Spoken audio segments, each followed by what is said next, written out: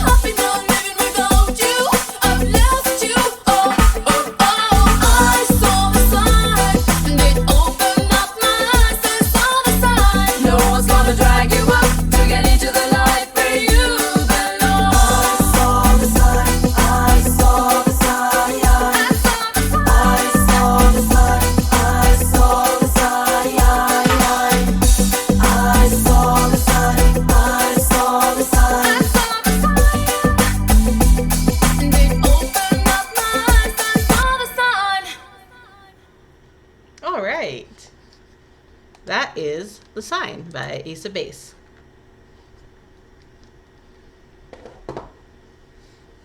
Great song.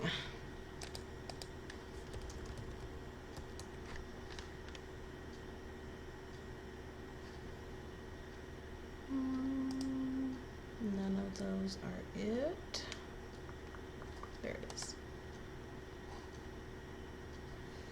I got a new life. You would hardly recognize me. I'm so glad. How could a person like me care for you? Why? Why do I bother? When you're not the one for me. Is enough enough? I saw the sign, and it opened up my eyes. I saw the sign. Life is demanding without understanding. I saw the sign, and it opened up my eyes. I saw the sign. No one's gonna drag you up to get into the light where you belong. But where do you belong? Under the pale moon, for so many years, I've wondered who you are. How could a person like you bring me joy? Under the pale moon, where I see a lot of stars, is enough enough? I saw the sign, and it opened up my eyes. I saw the sign. Life is demanding without understanding. I saw the sign, and it opened up my eyes. I saw the sign. No one's gonna drag you up to get into the light where you belong. But where do you belong? I saw the sign, and it opened up my mind. And I am happy now living without you. I've left you. I saw the sign, and it opened up my eyes. I saw the sign. No one's gonna drag you up and get into the light where you belong. I saw the sign. So she had her questions about this guy. If they really belonged together. If he was her soulmate, maybe. And she saw enough signs that she saw they weren't meant to be together.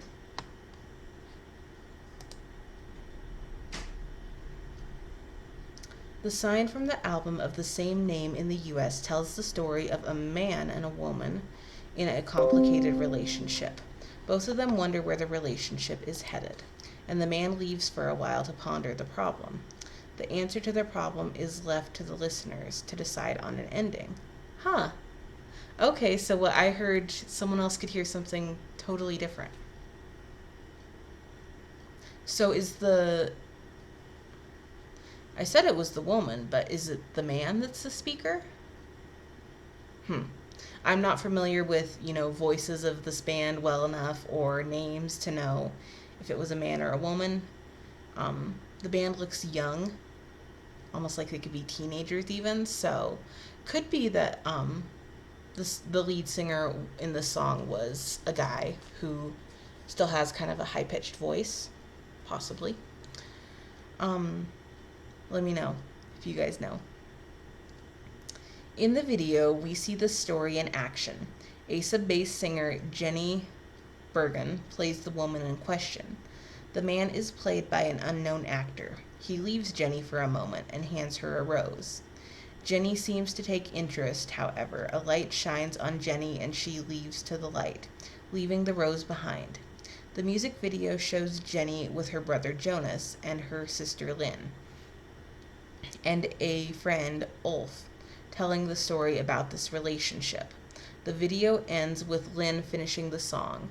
Jenny clears a tear from her face, and an Ankh, A-N-K-H, appears. This spent 14 weeks at number 1 on Billboard's Pop Songs radio airplay chart, the most of any song to date. It also spent 6 non-consecutive weeks at number 1 on the Billboard Hot 100. This was the number 1 song of 1994, according to Billboard magazine's year-end charts. It was also Arista Records' most successful Billboard chart single in the label's history, selling over 9 million copies in America. This was produced by Swedish hitmaker Dennis Pop from his Cheiron Studios in Stockholm, where many of America's hottest pop acts from the 90s were born. Pop's protege, Max Martin, wrote Scandinavian smashes for Britney Spears, Backstreet Boys, and NSYNC, but he caught his first glimpse of genius on The Sign. Martin recalled in an interview with Swedish Die Weekend, Dage, Dennis Pop dared to think big. He dared to think bigger than Sweden, and he had a very unrestricted and free way of looking at things. I hadn't encouraged that before. I might have read about such people, but I excuse me, had never met anyone like that myself. The first day I sneaked into the studio, they were busy mixing The Sign with Ace of Base, a song that would later become a #1 hit in the US. The energy around that, to be so close to that, is fire. Wow, I'm sure. Thank you guys for watching this video. That was my reaction to The Sign by Ace of Base. I will see you guys soon. Erin out. Have a great day. Bye.